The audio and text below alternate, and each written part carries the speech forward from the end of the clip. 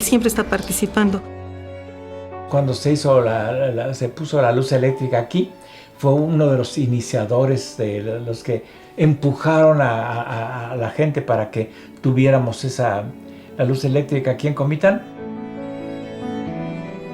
Entre las obras de la ciudad destacaba la construcción del Hospital del Pueblo, promovida por los filántropos Crisóforo Albores y Antonio Alfaro y apoyada por Belisario Domínguez.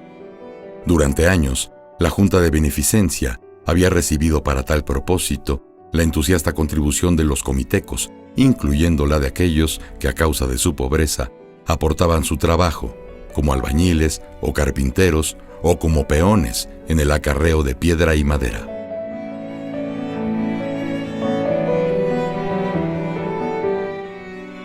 Aquel entusiasmo, sin embargo, no duraría mucho tiempo. Retenidos los fondos del hospital por el gobierno chiapaneco, las obras se encontraban detenidas cuando el 5 de enero de 1906, el gobernador Rafael Pimentel fue recibido en Comitán por las autoridades locales.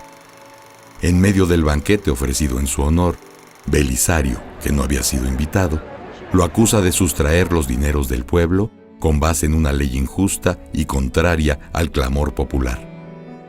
El gobernador Pimentel, sin más remedio, escucha la implacable acusación. Se trata del mismo hombre al que el doctor había denunciado sin éxito en la capital del país.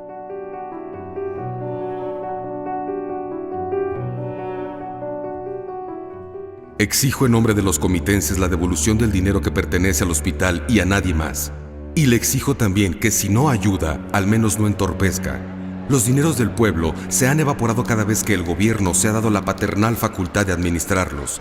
Si los devuelve, olvidaremos generosamente esta chicana de muy mal género.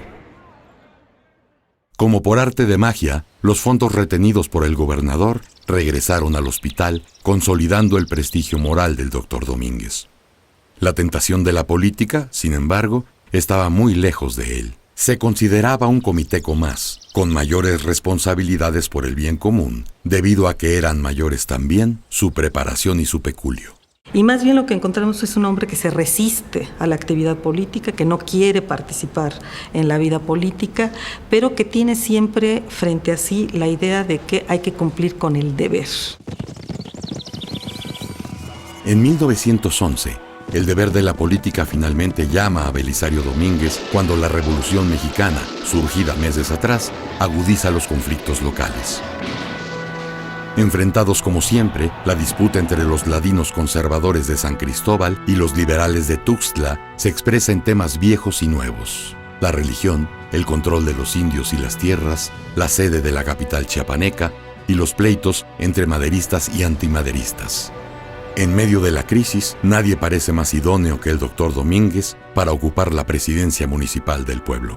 Y entonces el pueblo dijo, pues usted va para presidente municipal. No, yo no quiero, a mí no me gusta la política. Pues no importa, nosotros lo queremos como presidente municipal. Y arrasó en las elecciones. Desde su trabajo político como presidente municipal de Comitán, encontramos un ser humano no en la dinámica de la ambición personal, no en la dinámica de conseguir cosas para él, sino en la dinámica de la solidaridad, del trabajo, de no cesar. Decía que no hay esfuerzo inútil, no hay trabajo inútil si tenemos claro hacia dónde queremos ir. Tras unos meses como alcalde, los reacomodos en la política estatal lo llevaron a la jefatura de Comitán, y de allí a una elección para senador suplente por Chiapas en compañía del titular Leopoldo Gut. Y le dicen, oiga, pues queremos que ahora usted sea el senador de Chiapas. Bueno, sí, con una condición, de yo ser el suplente de mi gran amigo don Leopoldo Gut. Bueno, entonces usted va a ser el suplente. Y así fue el candidato suplente a senador y arrasaron en Chiapas. Al terminar 1912, el gobierno de Madero pendía de un hilo y la amenaza de una guerra interna se cernía sobre Chiapas. El sentido del deber condujo al senador Domínguez a puestos que no quería, a empeños que no le gustaban y también, otra vez, a la Ciudad de México.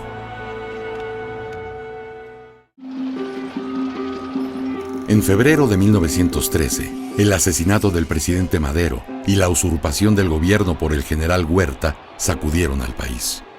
El desconocimiento del régimen huertista por los estados de Sonora y Coahuila, así como el levantamiento zapatista en el sur, anunciaban una nueva conflagración armada. De paso en la Ciudad de México, a donde había ido a inscribir a su hijo en la preparatoria, el senador suplente Belisario Domínguez se enteró de las graves noticias a través del periódico. Sabía que no era a él a quien le tocaba lidiar con los problemas, sino a su compañero de fórmula, el senador titular Leopoldo Gut. Las cosas, sin embargo, dieron un giro inesperado. Sucede que su gran amigo, don Leopoldo Gut, se muere y don Belisario entra en funciones el 5 de marzo. Murió el senador Gut. ¿Gut? ¿El senador chapaneco? Quiere decir que ahora es usted el senador propietario por el Estado. Ahí es donde vemos si hay destino o no hay destino. Don Belisario no quería ser senador y fue senador. Ajeno a las formas del político tradicional, los discursos de Domínguez en el Senado señalaban directamente al presidente Huerta como autor de los asesinatos de Madero y Pino Suárez, lo cual hacía ilegítimo a su gobierno. ¿Cómo puede aceptar el pueblo como presidente a un soldado que se ampara en la traición? La desconocida franqueza de aquellos discursos en una circunstancia tan peligrosa provocaron la admiración de algunos, el temor de otros y la sorpresa de todos. Matan a Madero, Pino Suárez y yo pienso que los senadores en su gran mayoría están atemorizados, están asustados y no quieren ni hablar del asunto. Y de ahí la gran figura de don Belisario. Él sí habla, él llega y con todo. Junto a Domínguez se mostraron críticos también los senadores Manuel Gutiérrez Zamora y Fernando Iglesias Calderón, pero ellos eran políticos profesionales cuyo estilo difería de la oratoria explosiva del senador chapaneco. Eran gente más habilitados en la política, ¿no? Más conocedores de cómo hacerlo, entonces sus discursos suelen ser más suaves o más matizados. En cambio, las pocas veces que habla Belisario Domínguez son discursos muy fuertes, cortos y directos. Mientras los senadores disidentes daban de qué hablar, el presidente premiaba a aquellos que ignoraban o pretendían ignorar la ilegitimidad de su gobierno. Respaldado por el ejército y por algunos intelectuales, Huerta castigó a la oposición de políticos y periodistas con condenas a prisión y muerte. Ante un panorama tan adverso, los legisladores aprobaban casi todas las disposiciones que el presidente mandaba al Congreso. Ya se había sentido el rigor del régimen de Victoriano Huerta. Ya habían sido asesinados otros legisladores como Serapio Rendón, Adolfo Gurrión y otro más, Edmundo Pastelín. Determinados a resistir la manipulación presidencial, los senadores Gutiérrez, Iglesias y Domínguez se opusieron sin éxito al ascenso de los militares golpistas Félix Díaz y Manuel Mondragón.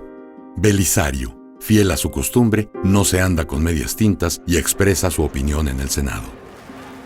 Y dice, ¿cómo vamos a nombrar a estos altos militares o a estos militares a altos cargos cuando son los que participaron en el golpe de Estado contra Madero? Fulano hizo esto y Perengano hizo esto y este le disparó a quemarropa, si son traidores a la patria. El 25 de abril, el secretario de Relaciones, León de la Barra, se presentó ante los senadores a nombre del presidente para ser autorizado en torno a un asunto de política exterior. Las razones del senador Domínguez para negarle dicha autorización son contundentes. El gobierno que usted representa no merece ni tiene confianza en el interior del país y tampoco en el exterior, porque además de ser un gobierno de asesinos que asesinó vilmente a los señores Madero y Pino Suárez, es además un gobierno ilegítimo. Por eso, señores senadores, cunde más cada día la revolución. Concluido el periodo ordinario de sesiones, Domínguez visitó Comitán por última vez. Estaba consciente de lo que había hecho, de lo que había dicho y de la suerte que otros habían corrido en las mismas circunstancias. No hay de qué preocuparse. Ese senador Domínguez. Sí, Domínguez. Solamente trata de dragonear de valiente delante de sus compañeros, pero el gobierno no corre ningún peligro. El 16 de septiembre de 1913, de vuelta en el Senado, Belisario Domínguez escucha con los legisladores el informe rendido por el presidente Huerta.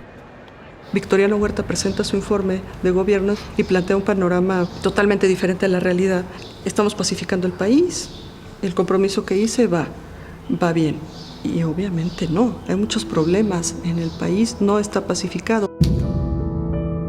Indignado por aquel informe, Domínguez escribió 2 respuestas, cuya lectura en la Cámara fue rechazada los días 23 y 29 de septiembre. Los discursos estos por los que se le conoce nunca fueron dichos, nunca fueron pronunciados, nunca fueron leídos por él ni por nadie en la Cámara de Senadores, sino hasta que se murió. De ambos discursos, el único que se difundió en aquel momento fue el primero, aunque no precisamente desde la tribuna. Denegada la petición de Domínguez por no ajustarse al protocolo, había en realidad otras razones para impedirle que lo leyera. Porque estaban con mucho miedo, decían, no, nos va a matar Huerta. Lo trataron de persuadir, ya cállate, ya no digas. Y él no, como que eso lo motivaba más. Cuando ocurre esto, lo que él hace es reproducirlo mecanográficamente, colocarlo en las curules de los senadores para que lo conozcan y, por otro lado, plantea la posibilidad de que alguien lo publique. No encuentra fácilmente publicación. Aunque los impresores rechazaron el discurso, la joven María Hernández Zarco, bisnieta del periodista liberal Francisco Zarco, lo publicó con riesgo de su vida. Y le comenta, yo lo voy a imprimir, déjeme usted el manuscrito y yo en la noche me pongo a trabajar y se lo imprimo. Y así fue. Y entonces esto permite que el discurso sea conocido, se reparta en mercados, en fin. De no ser leído en la Cámara de Senadores pasa a la plaza pública y circula el mensaje. El discurso leído en las calles insistía en la ilegitimidad de Huerta, pero su énfasis estaba en otra parte. Para el senador chiapaneco, la salvación de la patria recaía en los legisladores, obligados a reparar el error de haber avalado a un presidente usurpador. Entonces, en ese momento se estaba volviendo políticamente un hombre no solo peligroso, sino peligrosísimo. Es decir, no solamente hacía el ataque personal o la crítica personal, sino que ya se atrevía a hacer un llamado al Congreso para el desconocimiento de Victoriano Huerta. Hacia el final de aquel documento, el senador pedía a sus colegas que intercambiaran su vida por la vida de México. La patria os exige que cumpláis con vuestro deber, aun con la seguridad de perder la existencia. Si en vuestra ansiedad de que reinase la paz en la República os habéis equivocado y habéis nombrado presidente a un impostor, inepto y malvado que lleva la patria hacia la ruina, ¿dejaréis por temor a la muerte que continúe en el poder? La medianoche del 7 de octubre de 1913, 2 semanas después de haber publicado aquel discurso, Belisario Domínguez cayó asesinado por órdenes de Huerta en el Panteón de Coyoacán. La mañana siguiente, a la visita infructuosa de su hijo Ricardo en el Hotel Jardín, sigue una amplia movilización. Entonces es cuando todos comienzan a preguntarse qué es lo que pasa. ¿Dónde está Belisario Domínguez? ¿Dónde está el senador? Acuden al hotel a preguntar por él, el hijo también empieza a buscarlo y la única noticia que tienen es de parte de los empleados del hotel que dicen, bueno, pues lo único que vimos fue un automóvil, se bajaron unos hombres en forma amenazante y lo sacaron de su habitación. Nadie más vio nada, esa fue la última vez que se le vio con vida.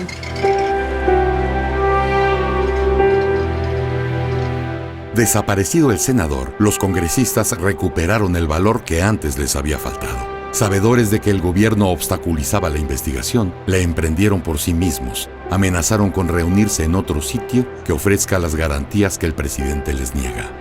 Ante la rebelión del Congreso, Huerta mostró al fin su verdadero rostro. Encarceló a un centenar de diputados en la penitenciaría de la ciudad. El Senado dispuso su propia disolución. Y entonces ven que tenía razón, que efectivamente Victoriano Huerta era un usurpador capaz de hacer cualquier cosa, de matar a quien fuese.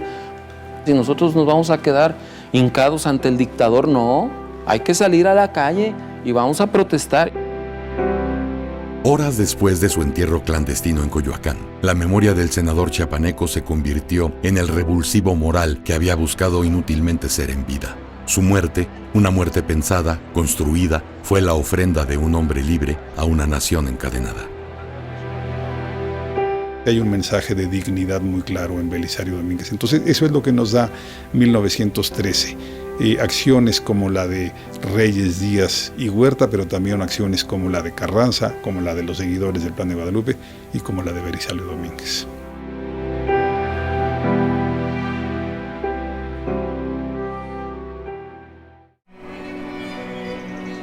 El 13 de agosto de 1914, a casi un año de su desaparición, la confesión del sepulturero permitió exhumar el cuerpo de Belisario Domínguez en el Panteón de Coyoacán. Había sido enterrado debajo de un alcanfor, plantado allí para ocultar el lugar del crimen. Aún estaba Huerta en el poder y las diligencias legales se hicieron con gran renuencia de las autoridades.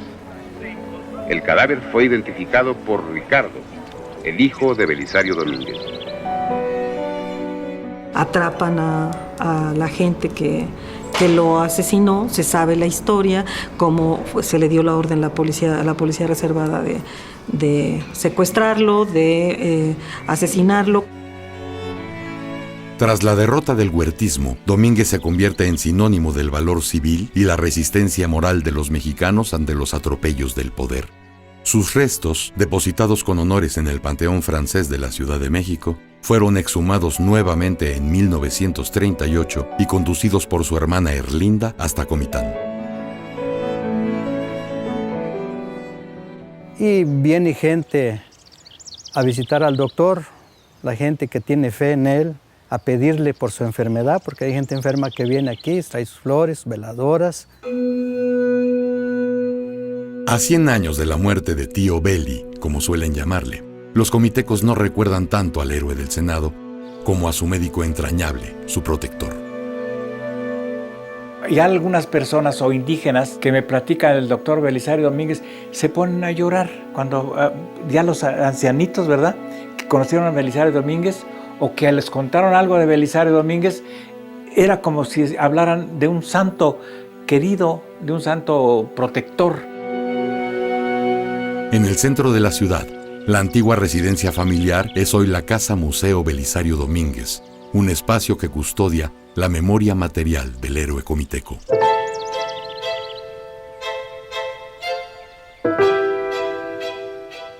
El doctor Belisario Domínguez nace aquí en Comitán, en esta casa. De aquí sale a la ciudad de San Cristóbal a estudiar y de ahí el hermano mayor lo lleva a París. Ahora se encuentra la farmacia en primer lugar, la sala familiar, después se encuentra la recámara, la sala de marco histórico, la sala del Senado, la sala del discurso de Belisario Domínguez, una sala de documentos principales de Belisario Domínguez. Más allá del cuidado de su ropa, de sus libros y su instrumental médico, es el legado moral del doctor lo que atesoran los comitecos. Un legado de humildad y de amor por los pobres. Regresó a su tierra, regresó a su espacio, nos dio mucho, nos dio lecciones, entonces como comiteca sí, a mí me marcó y creo que me marcará para todo el tiempo. A nivel nacional, sin embargo, el hombre es el mismo, pero el héroe es otro. No el doctor Belisario Domínguez, sino el senador Belisario Domínguez, el que cambió su vida individual por la vida colectiva de México. El legado de luchar siempre por un México de libertad y democracia, que México es mucho más grande que los mexicanos en lo individual, que cada uno tenemos que aportar nuestro granito de arena y que la patria es grande en la medida que los mexicanos asumamos nuestras responsabilidades. En 1953, el presidente Ruiz Cortines instituyó la Medalla Belisario Domínguez como el más alto reconocimiento del Senado a los mexicanos que por su ciencia o virtud hicieran una contribución destacada a la humanidad o a la patria. A 100 años de la muerte del senador y a 60 de la creación de la medalla, han obtenido este reconocimiento médicos notables como Gustavo Vaz e Ignacio Chávez, juristas como Isidro Fabela y Eduardo García Maínez, y escritores como Jaime Sabines y Ernesto de la Peña, entre otros. El Senado de la República lo impulsó y hoy tenemos el año 2013 como Belisario Domínguez, precisamente porque se cumple el 150 aniversario de su nacimiento y el centenario de su trágico asesinato, y eso nos permite reconocer la figura de este gran chiapaneco, de este gran mexicano. Me contaba mi papá que era una mirada como no profunda, sino una que acariciaba a la gente con mirar, ¿verdad? Él no le importó su vida ni nada. Él dijo, Huerta es un usurpador y tiene que caerse, tiene que ir a su casa. En público, en privado y con todos los pantalones del mundo. Por eso es un gran héroe mexicano.